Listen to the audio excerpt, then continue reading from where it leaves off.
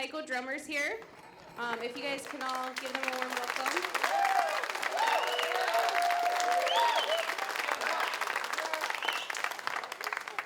So I just want you guys to give them your undivided attention and be appreciative, yeah? So they've come out to entertain you guys. All right? Have a good night, you guys.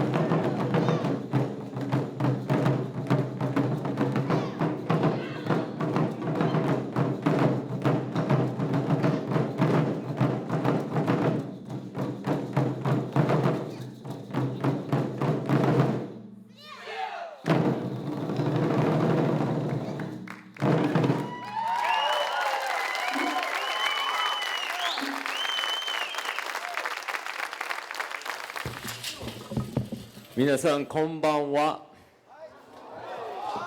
That means good evening in Japanese. We're very happy to be here with the Endo Taiko Ensemble. We opened with a piece called Mikoshi Daiko. A mikoshi is a portable shrine used in the festivals in Japan. And at festival time, they bring them out and take them to the main shrine to be blessed and purified. This piece comes from a group in Tokyo called Skeroku Daiko. Um, at this time, I want to just explain a little bit about our drumming and how we learned how to play it, and just give you an idea. You notice we don't use any music stands with music because we've memorized the pieces, and we use a system in Japan called kuchishoka to learn the pieces, and it has to do with the sounds coming out of the drum. So could one of us demonstrate on one of the chews? Okay, so when we hit on a big drum in the center, and we say the word don. 2 hits would be do don. The small hit is tsu or tsuku. And if we hit on the rim, we call that the fuchi. We say ka or kara. So just based on those simple syllables, we can create patterns, and it becomes a way of learning how to play as well as memorizing pieces. So I'm just going to say a couple patterns, and this is Kirsten. She will play it on the chu daiko, or the medium-sized drum. For example, don, sto, don, don, don, kara, ka. Dorotsuku, don, don, do, don. Dorokara, dorokara, dorokara, ka. Tsukudon, dorotsuku, don, don. Do, dos, dos, dos, do, don, sto, don. Thank you.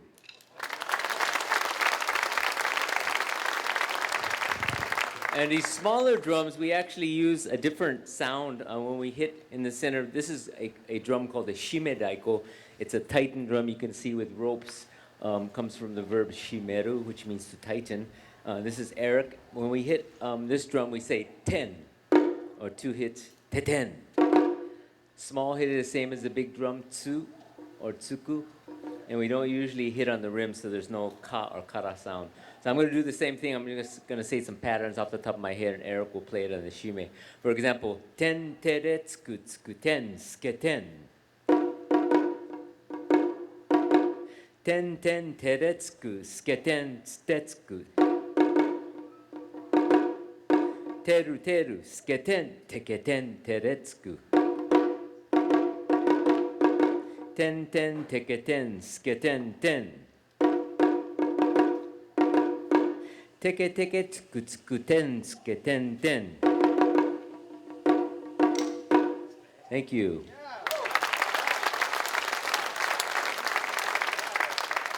This next instrument you heard a little bit in that last piece. It's called an atarigane. It's a handheld gong. When we hit in the center of this instrument, we say the word chan. Or we hit twice, we say cha-chan. And we hit on the sides, we say chi or chiki. So sometimes a nickname for this instrument comes from the sound it makes, chan-chiki. So this is Chizuko, and I'm going to say a pattern from the festival music of Tokyo, and she's going to join me while I say it. It goes like this. Chi-chan, cha-cha, chiki-cha-chan, cha-cha, chiki-chi-chan, cha-cha, chiki-chi-chan, chan, cha-cha, chi-chan, cha-cha, chiki-chi-cha-chan, cha-cha, chiki-chi-chan, cha-cha, chiki-chi-chan, chan, cha-cha, chi-chan, cha-cha, chiki-chi-cha-chan, cha-cha, chiki-chi-chan, cha-cha, chiki-chi-chan, chan, cha-chan.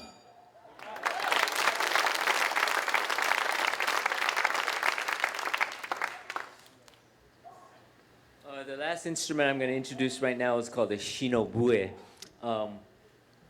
And this is the melodic instrument used most often with taiko, mainly because it has a very high pitch and can cut through the sound of the drums. But when we're learning it, it works the same way. For example, hi hi hi toro to hu ya to hu ya hi hi toro. So all the instruments in Japan use this system where we have to memorize those syllables, and that's how we learn the pieces.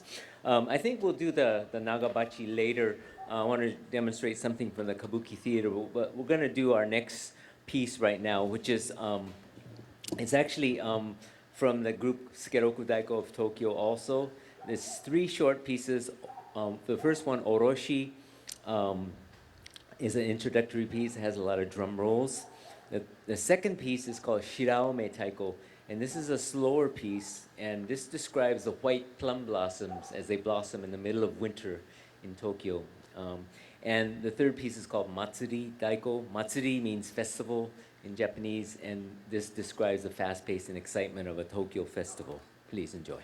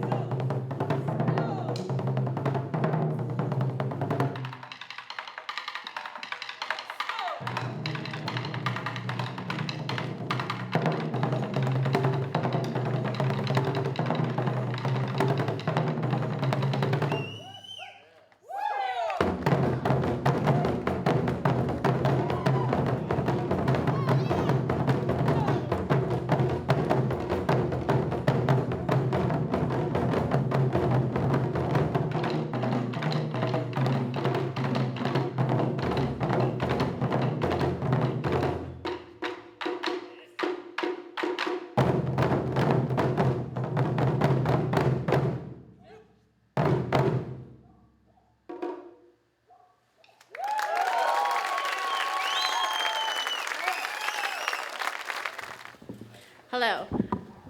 So the next song that we will be performing for you, or the next piece that we'll be performing, is entitled Misaguchi Yabusame, and it depicts horseback archery.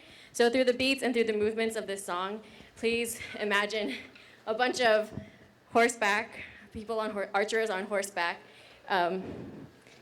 galloping through old Japan. Thank you.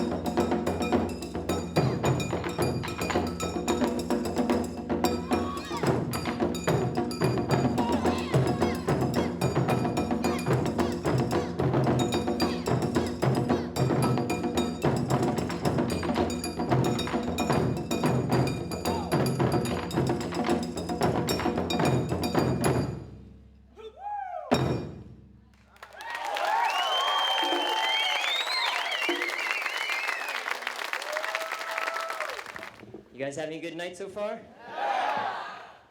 Once again, we're the Endo Taiko Ensemble. Our teacher or sensei's name is Mr. Endo. How about a hand for Endo?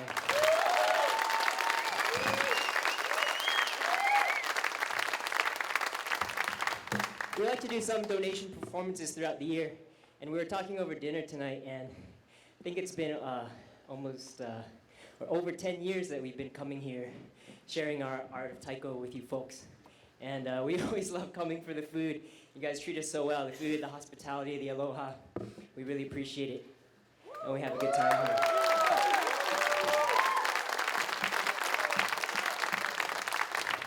This next piece is an original composition by Sensei Kenny Endo.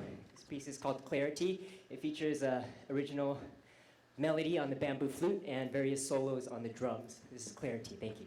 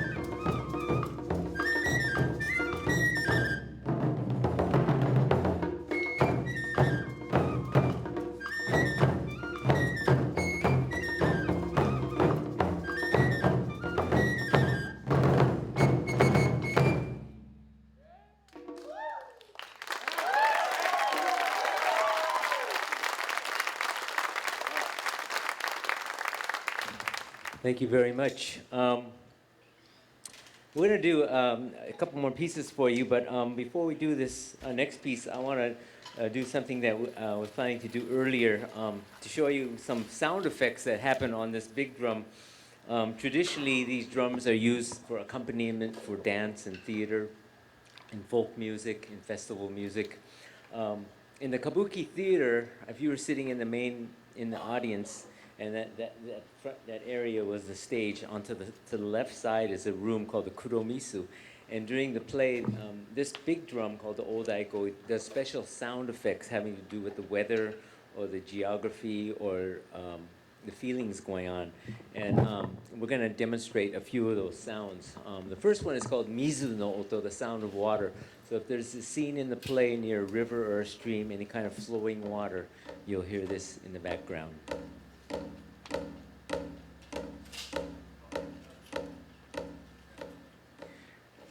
The next one is called Kaze no Oto. This is the sound of wind. So this is actually the sound of the wind blowing on the shutters in the window.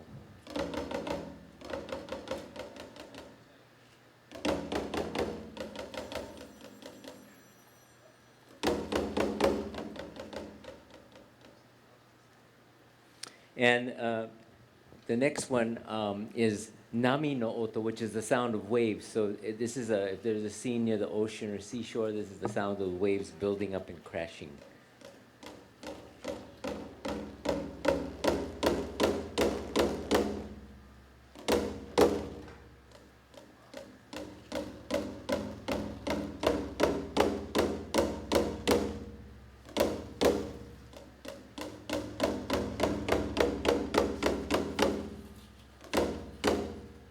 So we'll do one more. This one, and the next one is called Yuki no Oto. This is the sound of snow. And of course, when snow falls, it doesn't make any sound, but to create an image in your mind, actually in the Kabuki theater, on top of the stage, there's baskets filled with tiny white pieces of paper. When there's a scene with snow, they start shaking the baskets, all the white paper flutters down, and it looks just like snow. It's always accompanied by this sound.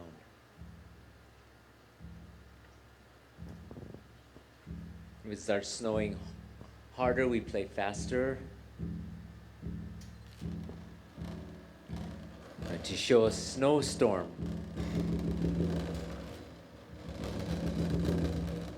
Or snow falling off a rooftop in the distance.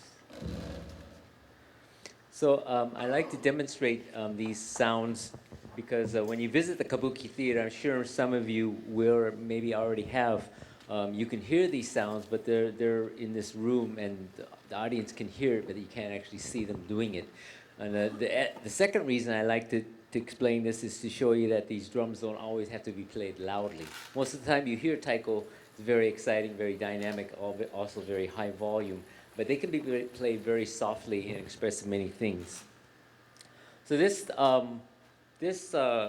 next piece is one of my compositions from my first CD. I actually have 7 CDs of my original music out. The first CD had that piece Clarity that we just finished, and this next piece, Symmetrical Soundscapes. This is based on music from the classical music in Japan, which we call Hogaku, and the drumming is called Hogaku Hayashi, and also influenced by festival music. But there's also, we've kind of rearranged this piece for 4 people, and there's a lot of movement in this piece, and in the second half, you'll even hear some Brazilian samba and some improvisation. So please enjoy Symmetrical Soundscapes.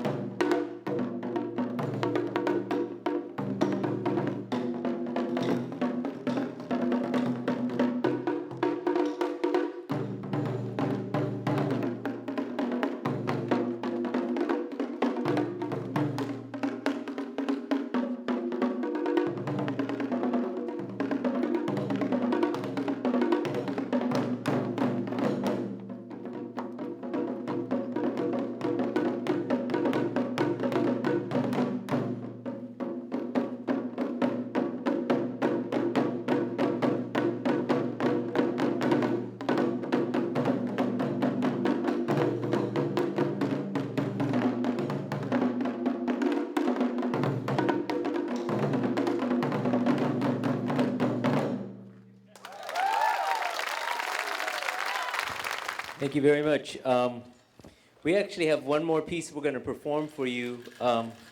Before we do our last number, I'd like to introduce our ensemble as well as open it up for questions you may have to any of us about this art form. So I'd like to introduce from my left, Chizuko Endo. Chizuko has been playing taiko for over 30 years, and she's the managing director of our organization. Next, we have Ryan Luce.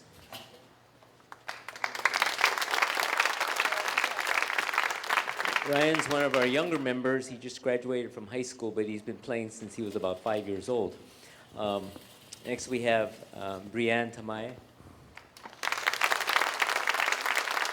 Bree's currently in her 4th year studying business at the University of Hawaii. And then we have Kirsten Pauka. Kirsten is a professor in the theater and dance department at the University of Hawaii at Manoa. Her specialty is the Southeast Asian theater, and she's been playing taiko for nearly 20 years. Next, we have Eric Chang.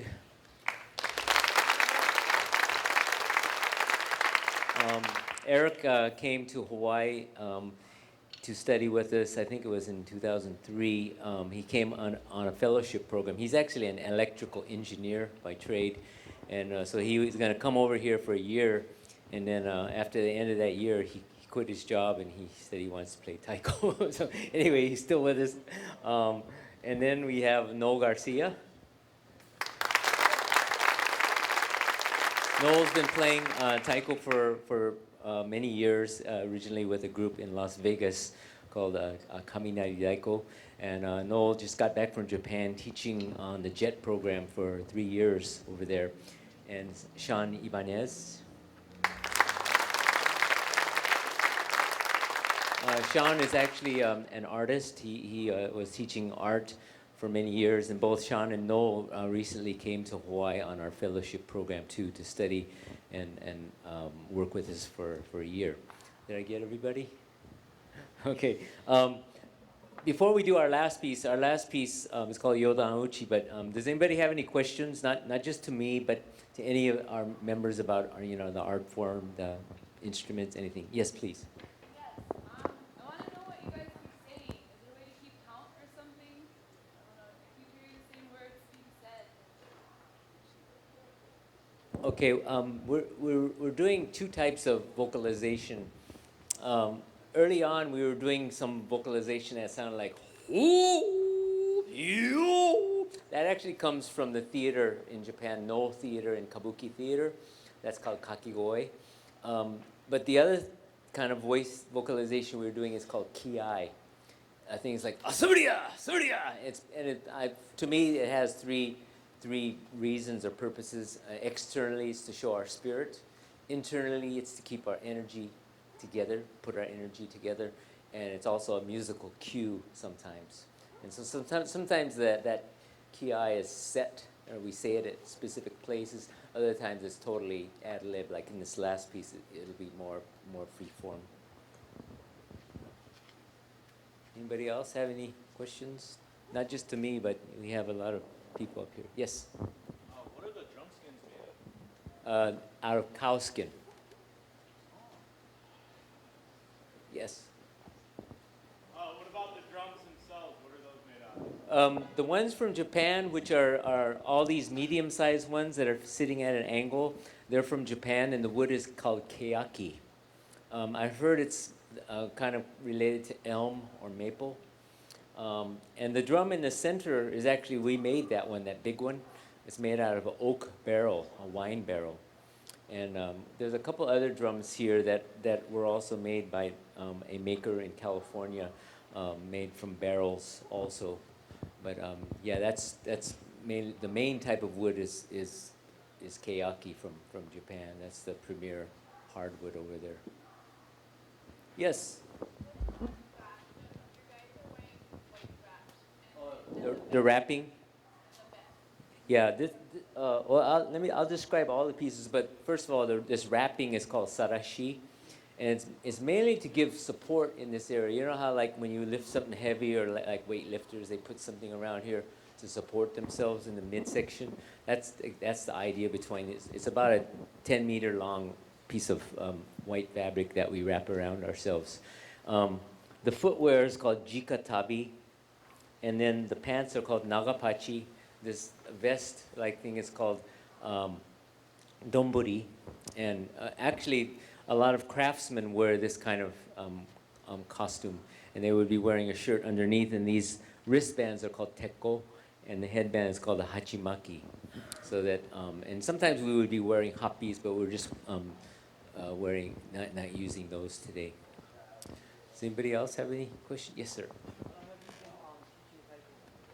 I've been teaching taiko for a long time. This year, it's been 36 years since I started playing. So, yeah, it's been a little bit, a little while. Does anybody else have any questions? Yes?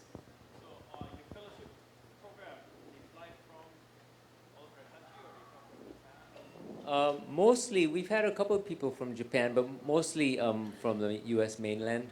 We've had people, and then usually there's an audition process, so they send in like a videotape, as well as a written application. So we always choose the top ones and that have a lot of promise, and then they can go off and teach other people. Some of them choose to stay to play, perform with us longer too.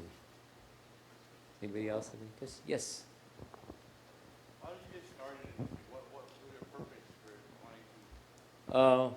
For me, I always played drums. I started playing drums when I was about 9 years old, and got into high school band and orchestra, and then later got into playing drum set in a rock group, and then later got into more like funk and jazz and Latin music, playing drum set.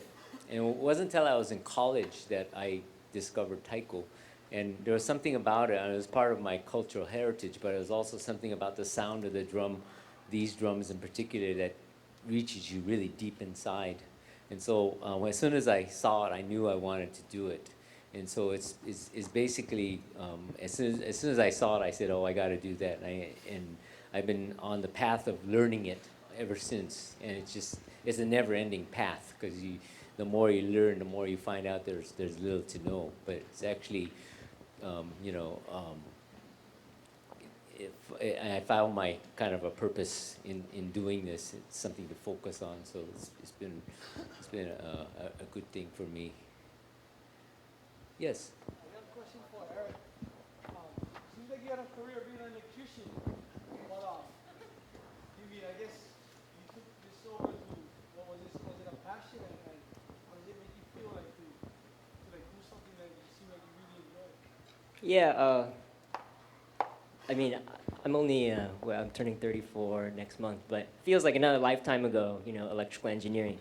Not so much being an electrician. I was working in a lab, like, Intel, they make semiconductors, like microchips. So I was doing that at UCLA, working in a teaching lab, with the hair cover and in the clean room. It's like super clean because a little piece of dust will like destroy whatever you're trying to make because it's so small.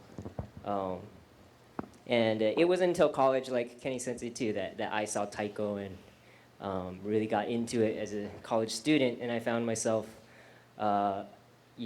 thinking and thinking about and doing Taiko more than, studying for classes and trying to graduate from college. So when I did graduate, I started working in that lab, and I didn't play Taiko because it was a college group that I was in at UCLA, but they offered this fellowship here, opportunity to come here, and Hawaii wasn't really on my radar. I knew Kenny Endo he's a great drummer. He's one of the best in the world at this art form, and it was a reason for me to kind of to think about continuing and following this path here.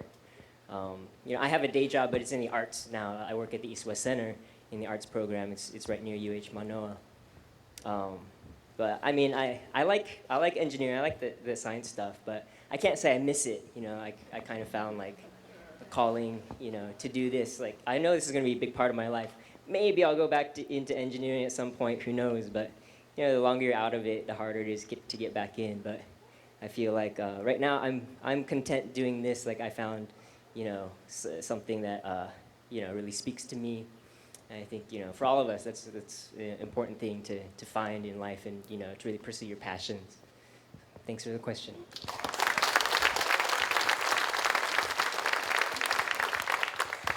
Are there any other questions? Yes, sir.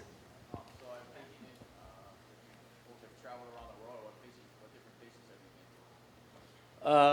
been to? Yeah, we've all been different places, but I've been, let's see, Australia, Brazil, Argentina, Jamaica, Nicaragua, in Europe, Russia, France, the Czech Republic, the UK, Belgium, Germany, and then the Asia side, Japan, China, Hong Kong, Korea, India. I'm probably missing a few, but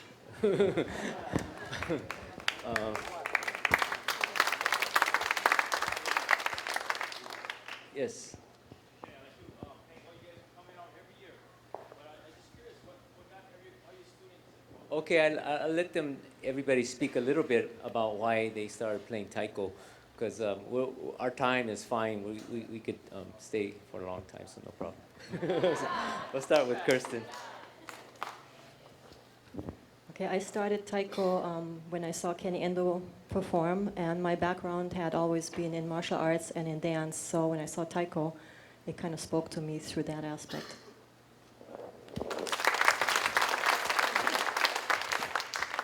Hey, I started when I was about 4 or 5. I had never heard of taiko. I've never seen taiko, but my mom had heard of Kenny Sensei. She's seen an ad. I think it was in the Kapiolani Community College newsletter, and she actually enrolled me when I was 5 years old, and she made me stick with it. And I actually didn't really appreciate taiko until I was about 13 or 14, till I was old enough to really grasp the concept and the art form. So I'm glad I found Kenny Sensei's group. I'm glad I'm a member, and I'm glad my mom made me stick with it because I really enjoy it now.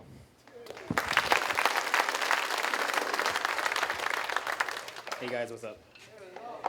So I got into taiko in 1998 back in Las Vegas, and when I first heard it, I was in sophomore year in high school, and it was something that I felt inside my body physically and in my spirit, and I was like, oh man, I really gotta do this.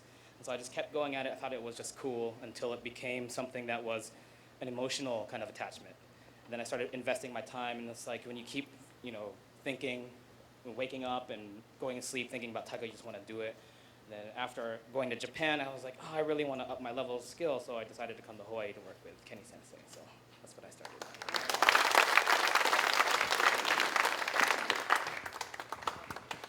Yeah, I the first time I saw taiko was in a movie called Rising Sun, I think it was like Sean Connery or something. It wasn't the greatest movie, but the taiko was the best part of it. And that was when I was in college. But it wasn't until I saw taiko live that I thought, wow, that looks like something cool to do.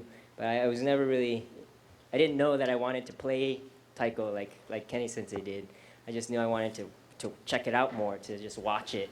But I found the group on campus that did it, and I just wanted to watch them play, but they just kind of dragged me in and just made me play too. And I found out that, it's actually really fun, so I stuck with it.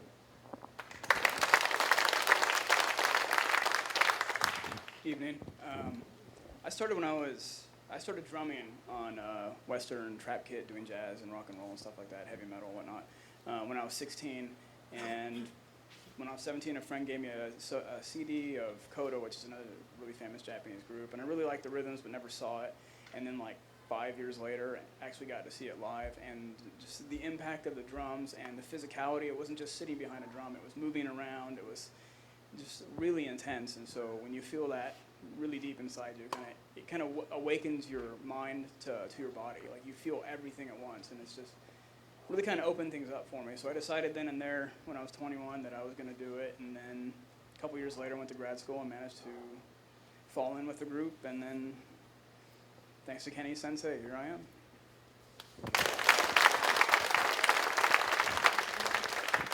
Okay, I started taiko when I was in intermediate school, I guess.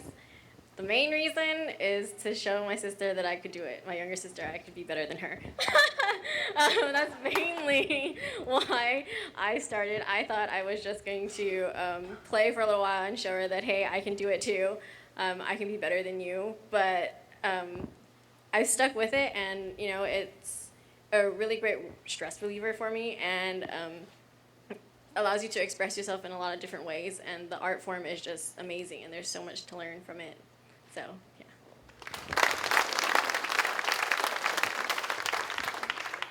So I actually didn't start till college as well, because when I was a little kid, they didn't have this kind of group drumming in the United States. This kind of drumming came to the United States in 1968, and I was born before that, so they didn't have this kind of drumming. So the first time I saw it, I was actually very much involved in Native American culture and the spirit world. And when I saw this kind of taiko, I thought this was a really great way to communicate with people, the seen and the unseen spirits. So that's what attracted me. And then I also felt that because I did not grow up with this kind of taiko, how great it would be for kids to grow up participating in this kind of art form. So we have a school now in Honolulu by Diamond Head, and we teach kids from age 5, and so far our eldest student has been 83. So if you guys ever get some time, come check us out. We're at KCC. Thank you. So we're going to go into our last piece. I just want to thank everyone here at Habilitat for having us every year. The dinner we have when we come is totally awesome. I mean, tonight we had steak, and it was just, everybody was totally full. So I said, we got to play hard, otherwise we won't be able to work it off. But the food was really great, and everyone's hospitality. And I want to wish you all the best of luck from here on, and really go for it and find your focus in life. And these drums, I have to mention that traditionally they're played to bring in the good spirits and to bring good luck to all of you. So I'm sure from now on, with your determination and focus, you're going to change your life around, and you're going to have good luck, and you're going to really do something. So I'm excited to meet you again at some point. So thank you very much.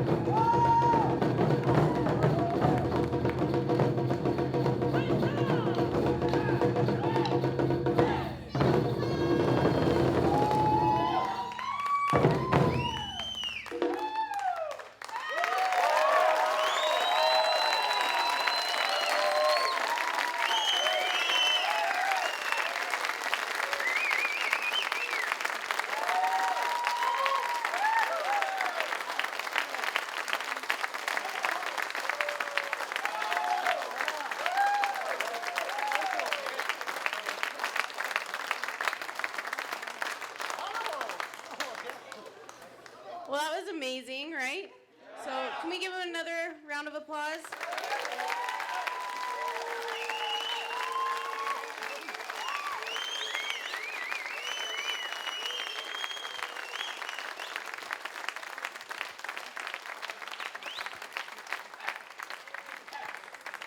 I just want to thank you guys for always coming out every year. We really appreciate it. You guys are amazing. Thank you.